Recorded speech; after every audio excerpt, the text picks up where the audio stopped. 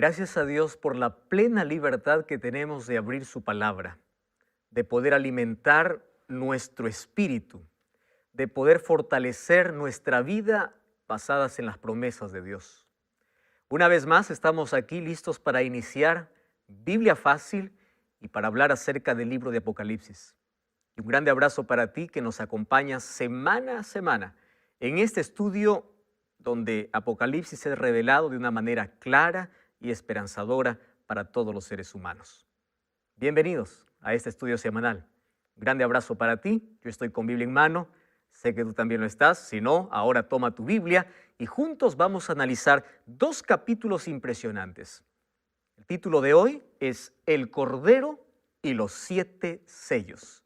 Son dos capítulos extraordinarios que hoy veremos, capítulo 5 y capítulo 6 de este libro de Apocalipsis. Una vez más, bienvenidos amigos, ustedes que representan a Sudamérica, cada uno está representando un país diferente y qué bueno es que aquí no solamente estemos juntos aprendiendo, sino también estamos relacionándonos entre nosotros, fortalecemos todas las áreas de nuestra vida, ¿verdad? Aquí formamos una amistad y esperamos que esta amistad pueda perdurar, no solamente por la temporada, sino también sea eterna, que juntos podamos. ¿Recuerdan ustedes que en el capítulo anterior hablamos acerca de el trono celestial, el trono divino, ¿verdad? En el capítulo 4, la palabra más importante es la palabra trono, tanto así que aparece 14 veces en un solo capítulo. Es impresionante, ¿verdad? Ahora, en el capítulo 5, la palabra clave es la palabra digno.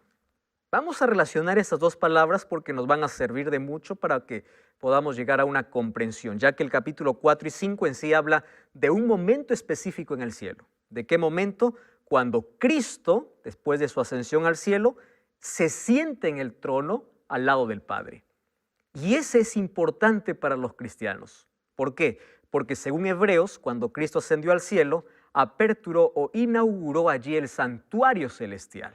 Aquel santuario que fue mostrado allí a Moisés en el libro de Éxodo capítulo 25, ¿verdad? Ahora dice Hebreos 4:16, tenemos un sumo sacerdote que intercede, que aboga por nosotros.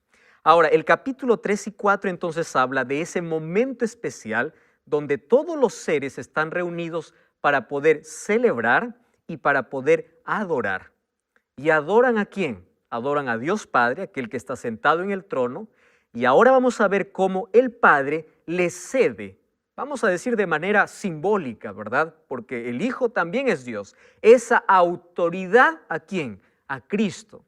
Pero ¿en base a qué? Al sacrificio que Él hizo y porque rescató a toda la humanidad. Entonces en la Biblia nosotros siempre encontramos la expresión que ascendió a los cielos y se sentó a la derecha. ¿De dónde viene esa expresión? Eso vamos a ver hoy.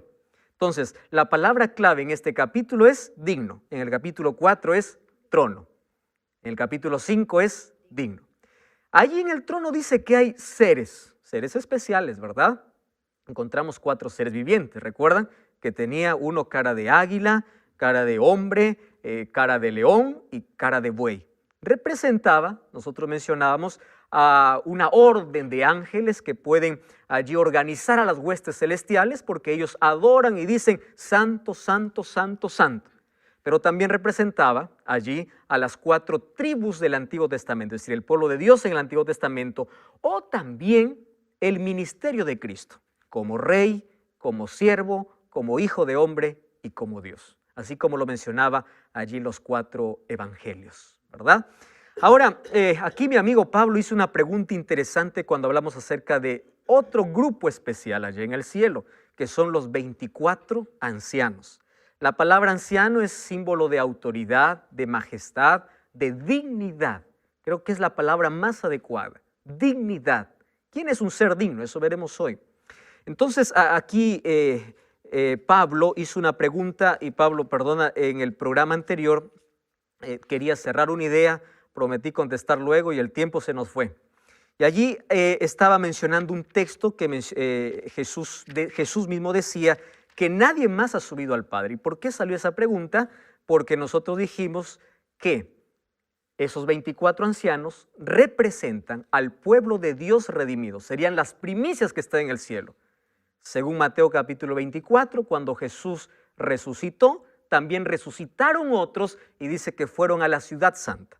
Por las características que ellos tienen, entonces ellos son seres humanos. Nosotros sabemos que ya hay 3 seres humanos en el cielo. Elías, que fue transportado, Enoc, que fue llevado para el cielo, y también Moisés.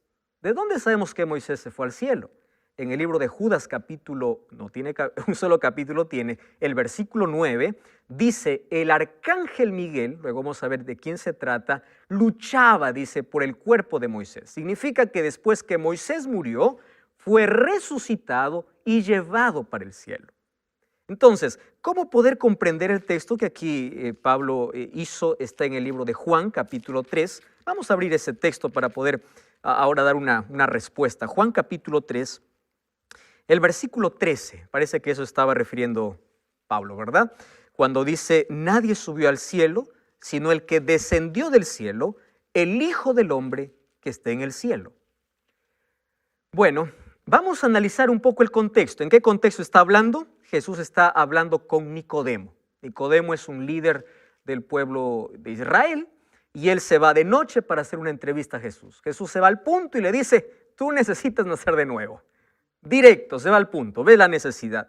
Para entender el versículo 13, vamos a leer un poquito el versículo 11 y 12, ¿les parece? Dice así, de cierto te digo, Dios está hablando, Jesús está hablando aquí con Nicodemo. Dice que todo lo que sabemos y hablamos es aquello que hemos visto y testificamos. Ustedes no reciben nuestro testimonio. Si os he dicho cosas terrenales y no creéis, ¿cómo creeréis si os digo las cosas celestiales? ¿En qué contexto Jesús está diciendo, nadie más subió al cielo sino el Hijo del Hombre? Está hablando de asuntos espirituales. Jesús está diciendo, si hay alguien que tiene autoridad para decirte las cosas celestiales, soy yo. ¿Por qué? Porque nadie subió al cielo sino el que descendió del cielo, el Hijo del Hombre que está en el cielo.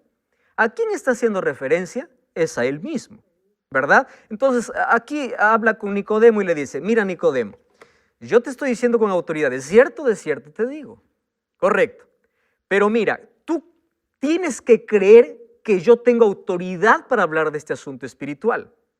¿De qué estaba hablando? De un nuevo nacimiento, de la acción del Espíritu Santo, de lo que Dios puede hacer al transformar un corazón.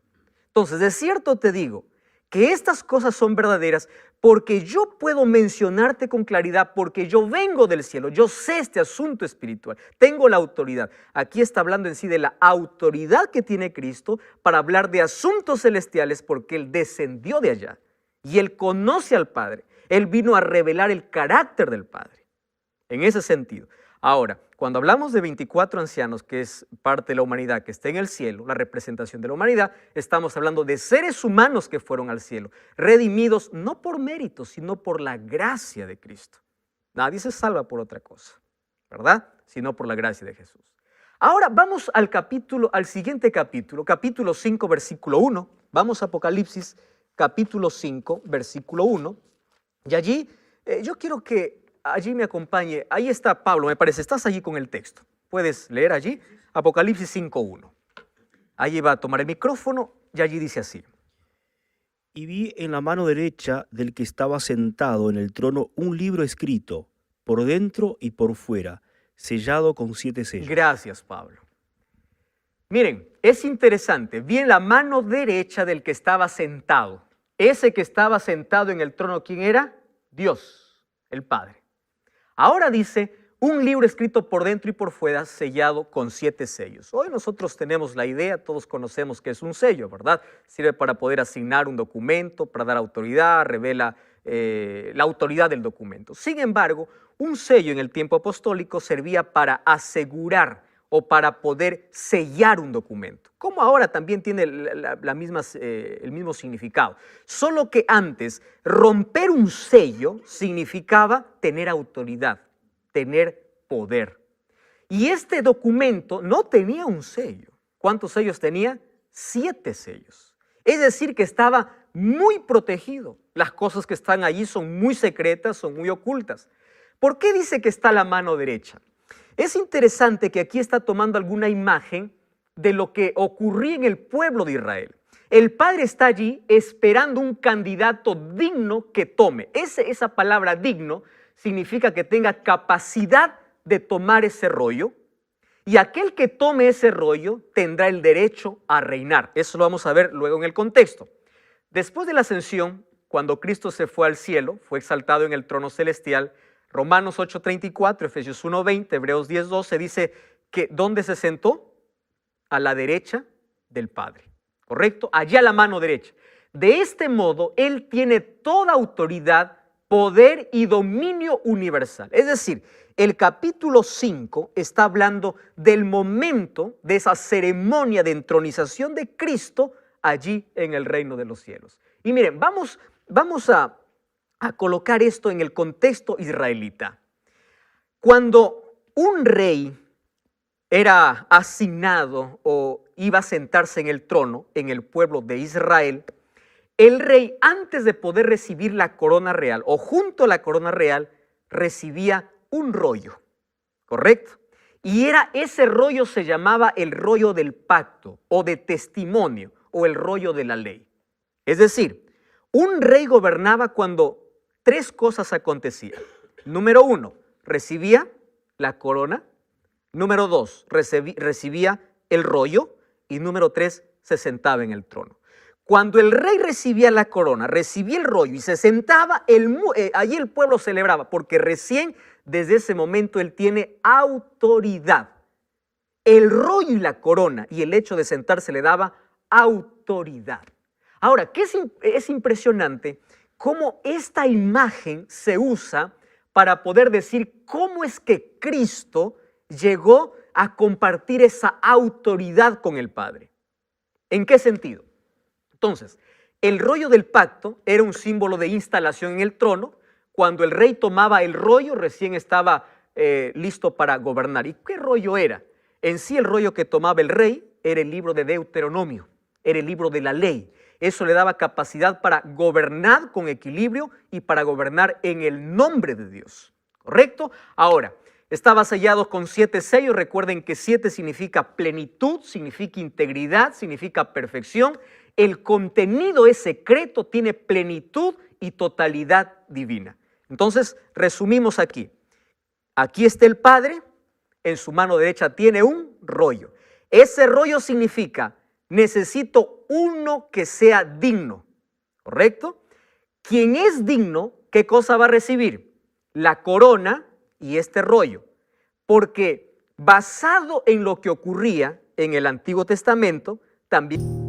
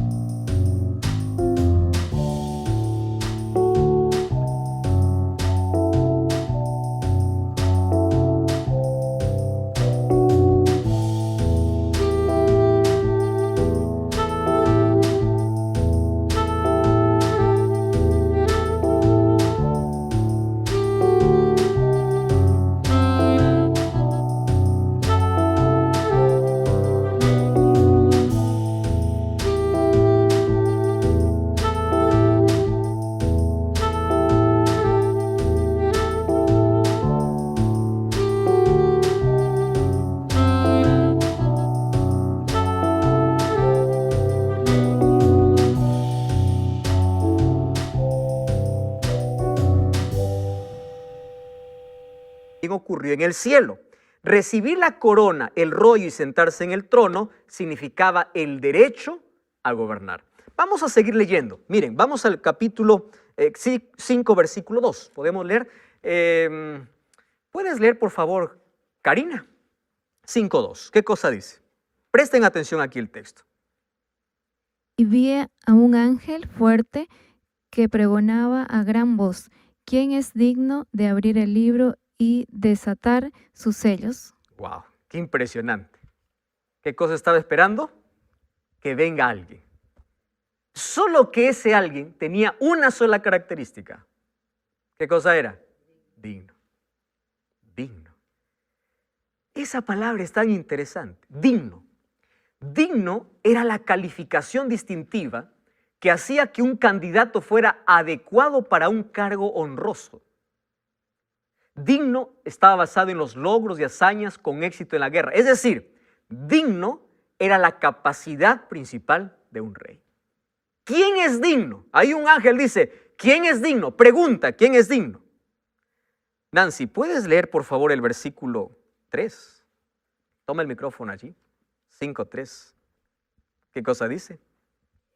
Y ninguno, ni en el cielo, ni en la tierra, ni debajo de la tierra, podía abrir el libro, ni aún mirarlo. Wow, el 4 también, por favor. Y le oraba yo mucho, porque no se había hallado y ninguno digno de abrir el libro, ni de leerlo, ni de mirarlo. Wow. Viene alguien y pregunta, ¿alguien es digno? ¿Y qué cosa dice? Nadie.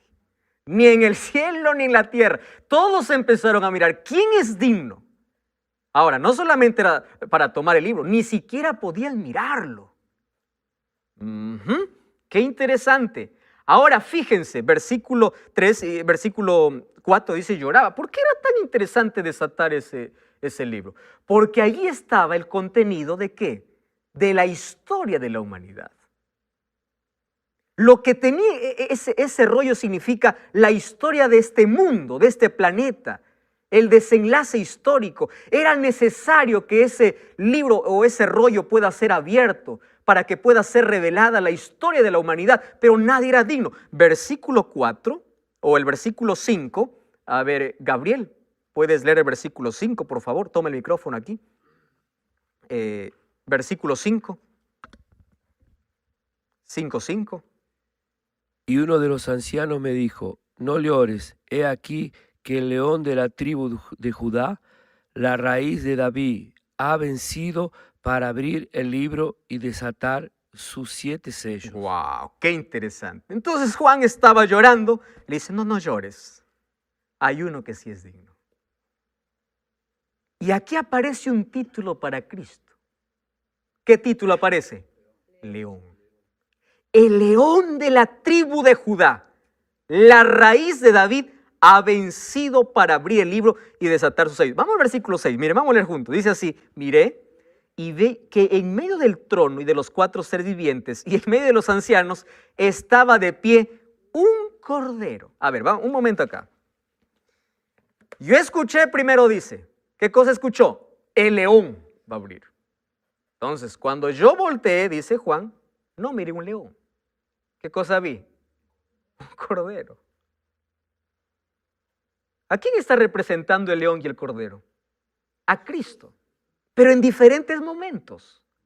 ¿Por qué es que primero ve un león y luego él ve un cordero? Miren, el león significa lo que él hizo, lo que él venció, y cordero significa cómo venció.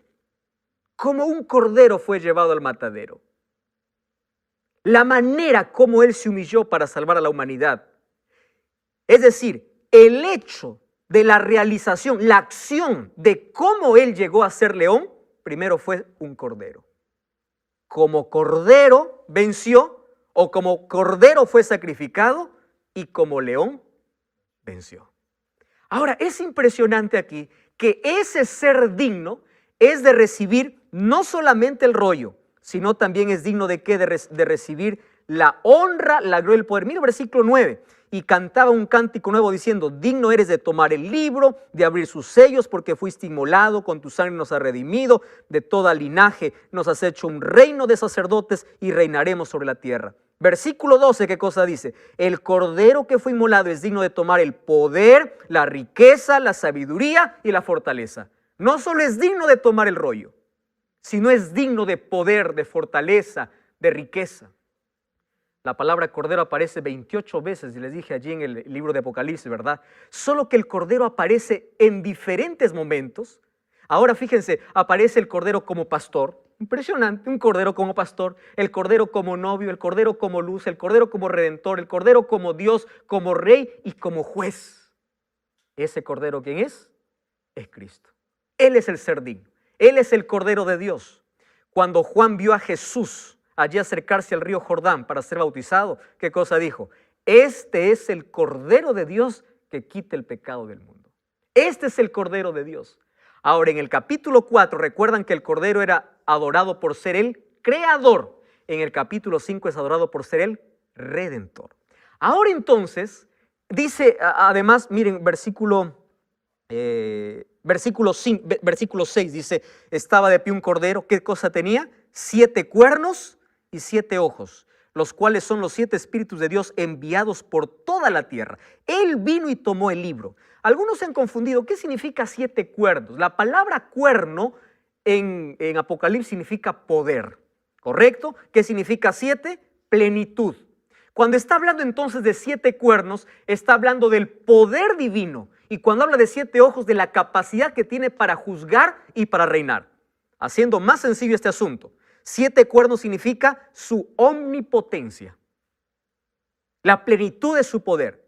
Y 7 ojos significa su omnisciencia, que todo lo ve y todo lo sabe. Haciendo referencia ¿a quién? A Cristo. Entonces aquí está haciendo referencia cuando Cristo allí se sentó en el trono del Padre. Y allí dice que los 7 espíritus fueron enviados a la tierra. ¿Saben qué cosa dice Juan 7:39? Que el espíritu no había venido todavía a la tierra porque Cristo todavía no había sido glorificado. ¿Cuándo el Espíritu Santo vino a la tierra? En el día del Pentecostés. Quiere decir, cuando ocurrió el Pentecostés en la tierra, en el cielo, ¿qué ocurrió? La ceremonia de entronización de Cristo. Recibió en su mano el poder, la gloria, el dominio, la adoración, y desde allí la humanidad está bajo su control junto con el Padre. Porque Él recibió ese poder después de haber redimido a la humanidad. Ahora fíjense, allí entonces comienza a abrir los sellos. Y ahí nosotros encontramos 7 sellos. Vamos al primero, ¿sí? Vamos entonces al capítulo 6. Vamos al capítulo 6. Walter, ¿estás listo para leer? Apocalipsis capítulo 6, versículo 1. ¿Puedes leer allí? Toma el micrófono, por favor. 6:1.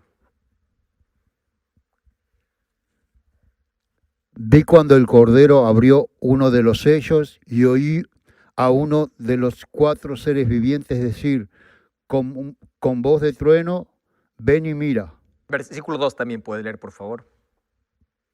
Y miré, y he aquí un caballo blanco, y el que lo montaba tenía un arco, y le fue dada una corona, y salió venciendo, y para vencer.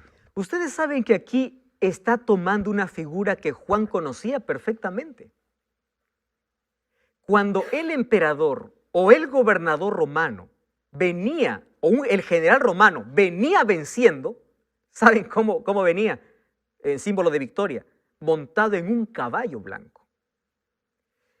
Usando la imagen que Juan conocía, aquí le muestra a través de estas imágenes la historia de la humanidad. Y fíjense lo que sucede. Dice que aparece alguien montado en caballo blanco, así como el general romano. Viene venciendo y para vencer. ¿Venciendo qué cosa? En la cruz. Para vencer, para continuar conquistando corazones para el reino de los cielos. La palabra blanco encontramos mucho en Apocalipsis. ¿Recuerdan los cabellos de Jesús cómo eran? Blancos. Las vestiduras cómo eran? Blancas. ¿Qué más encontramos como blanco? Una piedrecita blanca. Blanco es sinónimo de pureza. Entonces aquí está hablando en paralelo a las 7 iglesias. ¿Recuerdan ustedes el primer círculo de las 7 iglesias? Las 7 iglesias serían la base para construir todas las otras bases o todos los otros círculos de 7. Las 7 iglesias también representan periodos en la historia. Los 7 sellos van a representar periodos que acompañan a las 7 iglesias, con una diferencia. Escuchen aquí la diferencia. Las 7 iglesias muestra lo que ocurre dentro de la iglesia, el problema interno. ¿Cuál es el problema interno? Yo te conozco, yo sé dónde moras, yo sé cuál es tu necesidad. El problema interno. Y los 7 sellos muestran lo externo, lo que sucede alrededor, en el contexto político y social, lo que envuelve a la iglesia. Entonces, ¿a qué representa este periodo blanco? Al primer periodo de la iglesia, una iglesia pura. ¿Cómo era la iglesia de Éfeso? Una iglesia que no toleraba las falsas doctrinas, una iglesia que conservaba la verdad, una iglesia victoriosa victoriosa. Es decir, en el primer siglo habían como 6 millones de cristianos. Era una iglesia que se caracterizaba por la pureza y la fidelidad. Una iglesia victoriosa. Miren, es impresionante lo que dice este libro. Sin dinero ellos derrotaban el poderío de las riquezas a su alrededor. Sin escuelas confundían a los letrados y rabinos. Sin poder político y social se mostraron más fuertes que el Sanedrín. No teniendo un sacerdocio, desafiaban a los sacerdotes en el templo sin tener un soldado. Eran más poderosos que las legiones romanas. Fue así que ellos clavaron la cruz por encima del águila romana. Por el poder que ellos recibieron del Espíritu Santo. Un pueblo que salió venciendo y para vencer demuestra lo que ocurrió en el primer periodo de esa iglesia. Una iglesia pura, una iglesia blanca. Luego viene un segundo periodo. Miren lo que dice Apocalipsis capítulo 6, versículo 4. Y salió otro caballo. Este caballo es interesante, ¿verdad? ¿Qué color es este caballo? Bermejo. Otras versiones dice rojo o rojizo. El que montaba le fue dado poder para quitar la paz. ¿Y qué más? Y hacía que unos a otros se mataran. Y se le dio una espada grande. ¿Qué significa rojo? Rojo es sinónimo o símbolo de sangre. Es decir, fue el periodo donde comenzó la persecución más severa para los cristianos. La persecución comenzó con Domiciano, Diocleciano y luego los otros emperadores. Ahora los cristianos eran tan hostigados que ellos daban su sangre y su vida por el testimonio que ellos creían. Encontramos a uno de los discípulos o compañeros de Juan, incluso Policarpo, a los 80 años muriendo, ¿verdad? ¿Por qué? Por causa de su fe y de su testimonio. Hablaba acerca de una iglesia perseguida. En el contexto social había guerras, había oposición, había discordia, había discusión, había conflictos. La iglesia cristiana perdió todos sus derechos legales, les quitaban todo, eran abusados y eran perseguidos. De ese periodo está hablando que este caballo rojo, que es símbolo de guerra y de muerte, empezó a perseguir a los cristianos. Ustedes recuerdan que a la segunda iglesia de Esmirna se le dijo que tendría 10 días de prueba y sé fiel hasta la muerte y yo tendré la corona de vida. ¿De qué estaba hablando? Si nosotros aplicamos el término para profecía de día por año, según Números 14:34, allí nosotros vamos a encontrar que representa 10 años.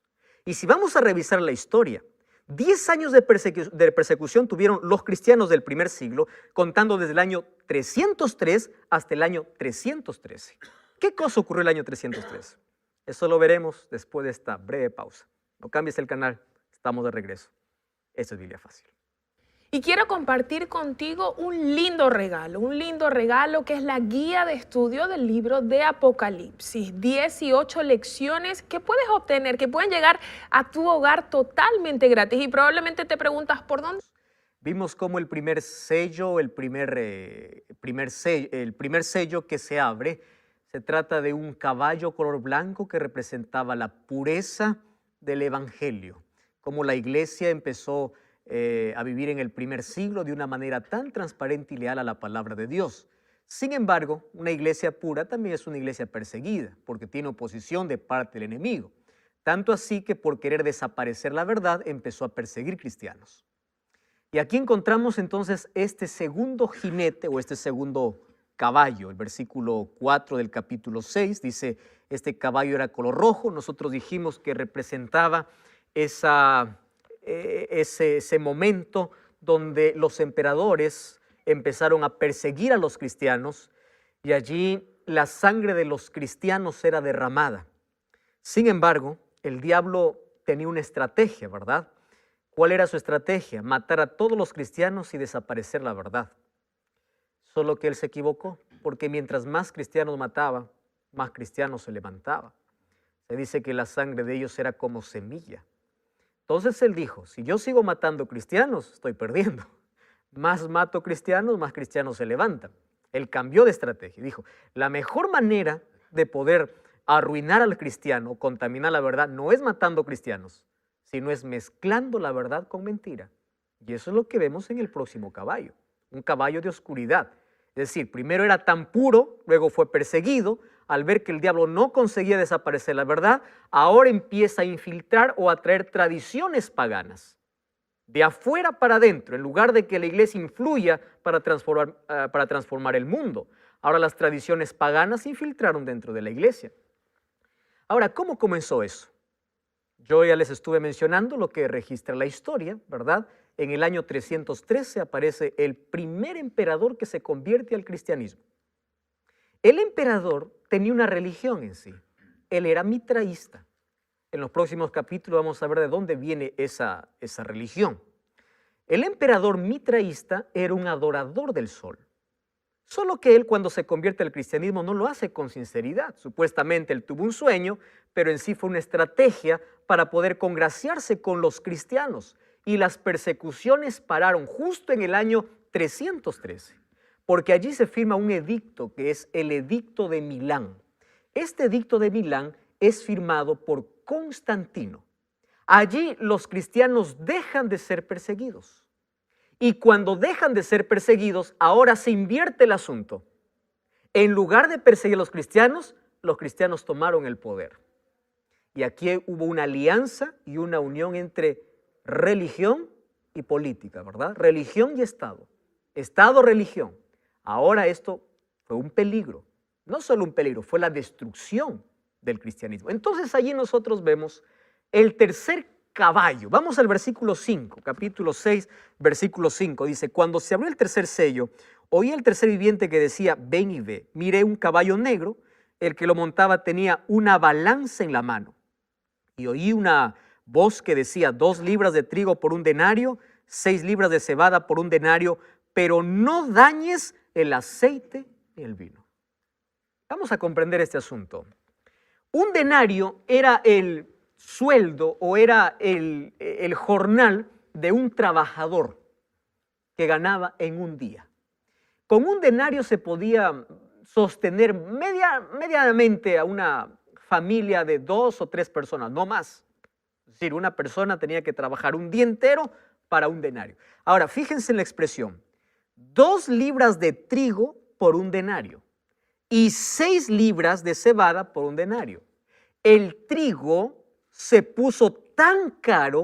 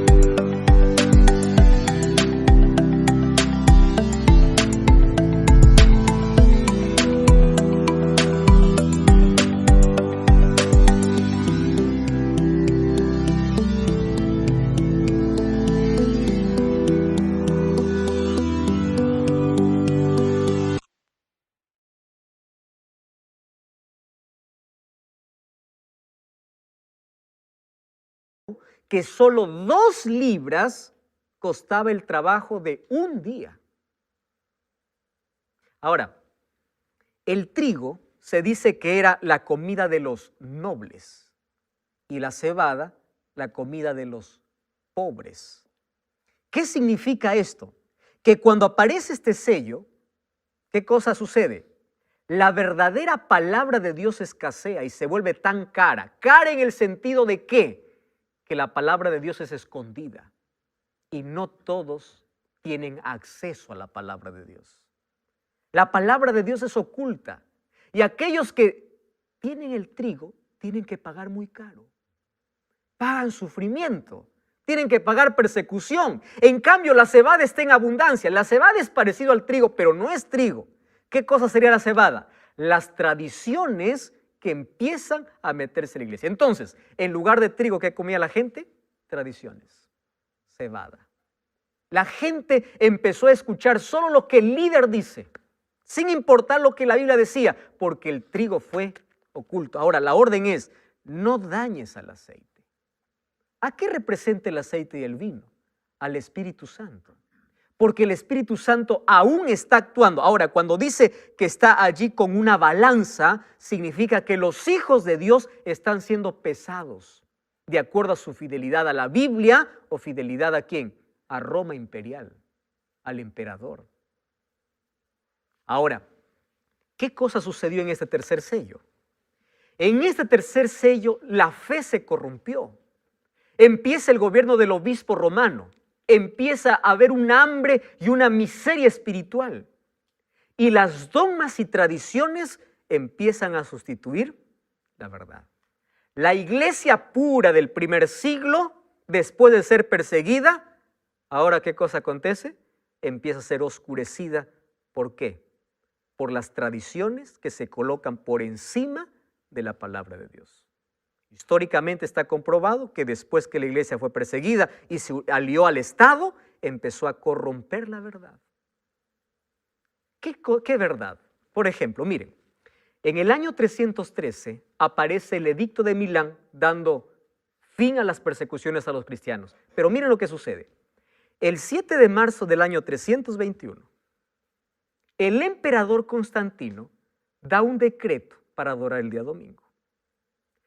Constantino, él era mitraísta. De paso, domingo en latín tiene un nombre especial, es Domini, ¿verdad? Que sería el día del emperador. ¿Por qué el día del emperador?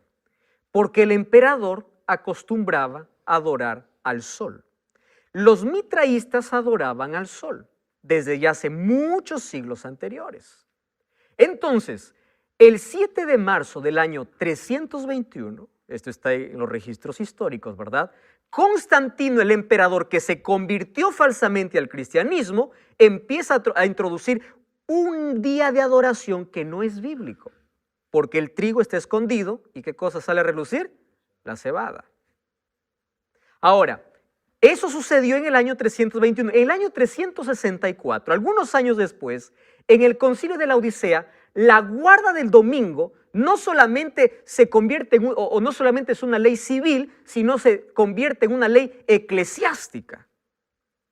Interesante. Primero fue como una ley civil cuando dio Constantino y dijo que todos, pobres y ricos, grandes y pequeños, cierren sus negocios el día domingo.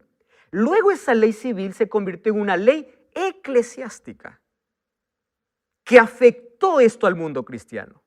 Y luego nosotros vamos a ver el desarrollo de toda esta historia. En el año 370 comienza el culto o la adoración a los muertos.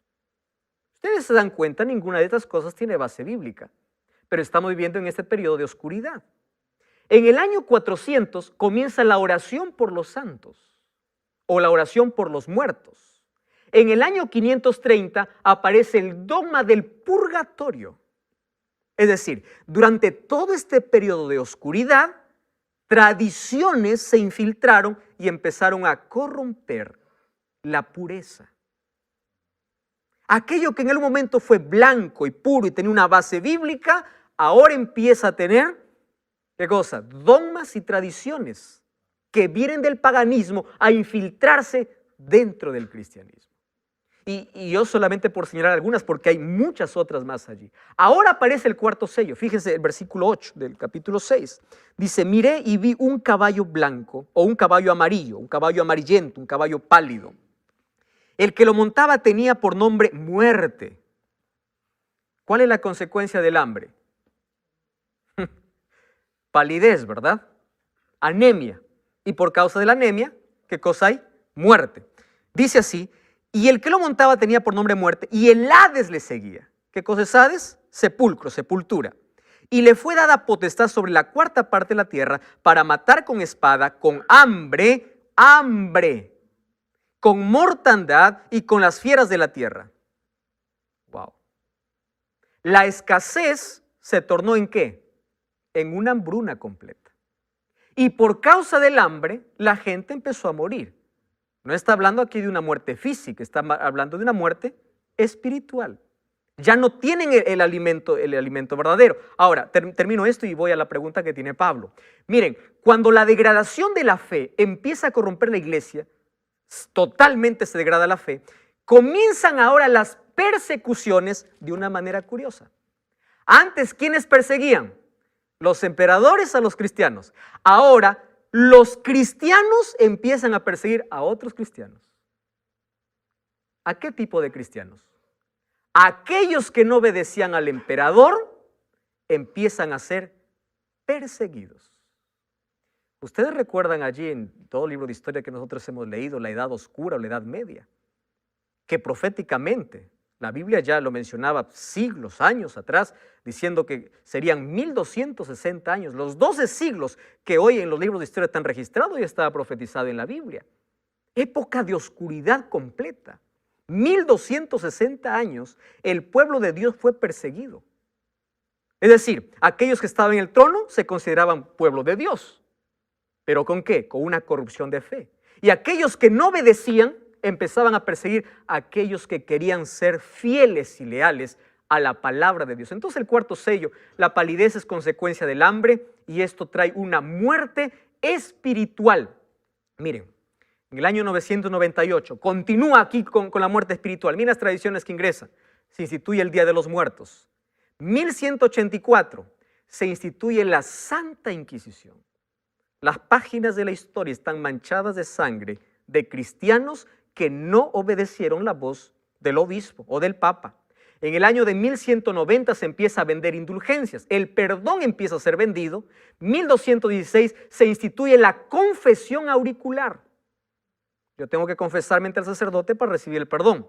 1229 se prohíbe abiertamente el estudio de la Biblia y la tradición es colocada por encima de la Biblia. Es decir, una muerte espiritual total. La muerte le seguía. Ahora viene el quinto sello. ¿Tá? Miren, vamos al quinto sello. Vamos al capítulo 6, versículo 9. Cuando abrió el quinto sello, vi debajo del altar las almas de los que habían muerto por causa de la palabra de Dios y del testimonio que tenían y clamaban a gran voz diciendo: ¿hasta cuándo, Señor santo y verdadero, vas a tardar en juzgar y vengar nuestra sangre? Miren, hay algunos que allí han traducido, no han traducido. Al leer la palabra alma, piensa que es algo que salió del cuerpo y empieza a clamar. Recordemos que cuando habla acerca del altar, está haciendo referencia a lo que ocurría en el sistema de sacrificios del Antiguo Testamento. Apocalipsis está basado en gran parte en el Antiguo Testamento. En el santuario existían dos altares.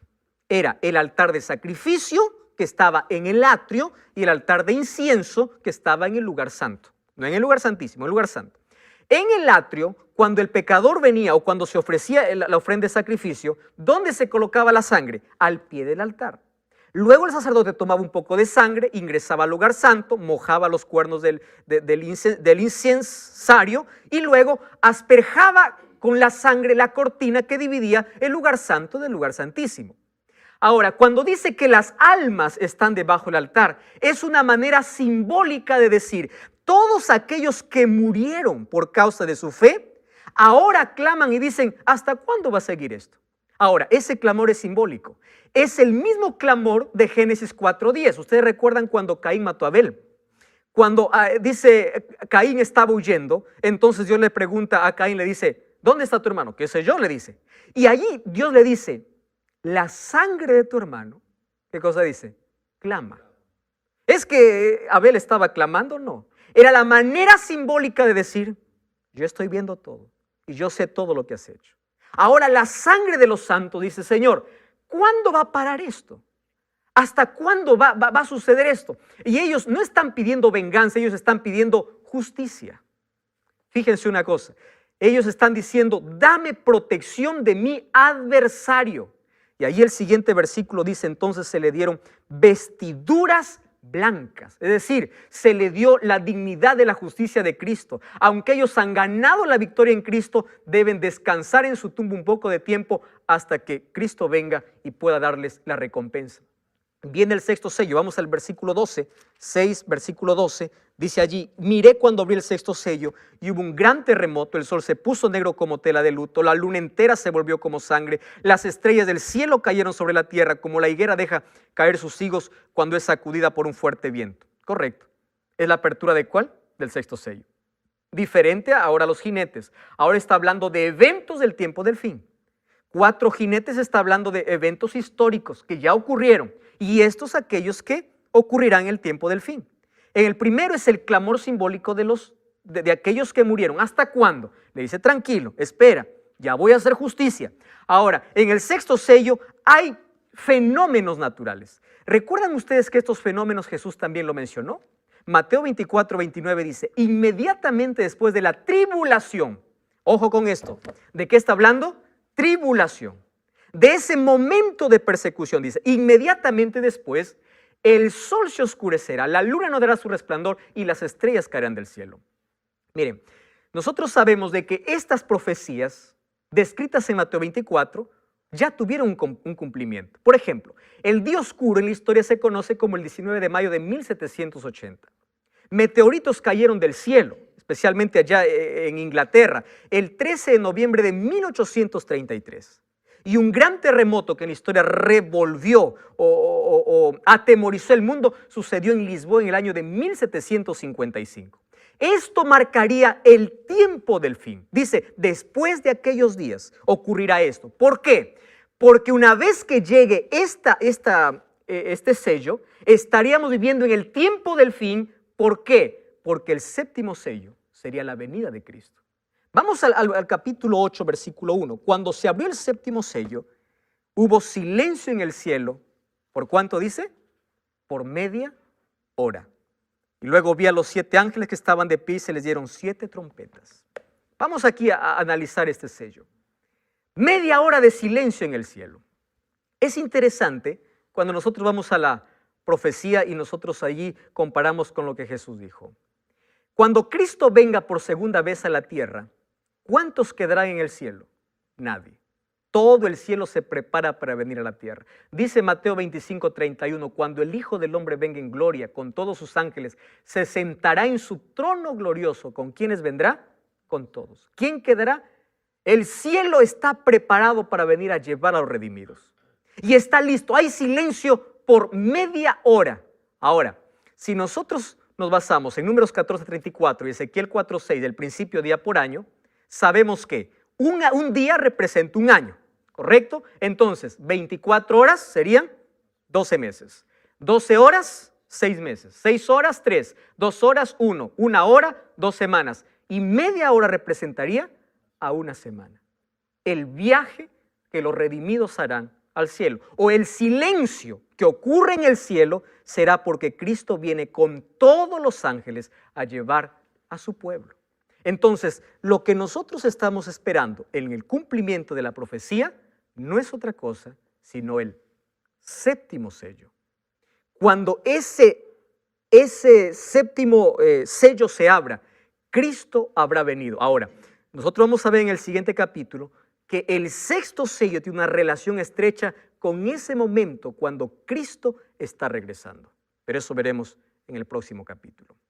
En la historia revisamos de que las profecías mencionadas allí a través de los sellos han sido cumplidos históricamente, mas estamos a la espera de uno, y es el último.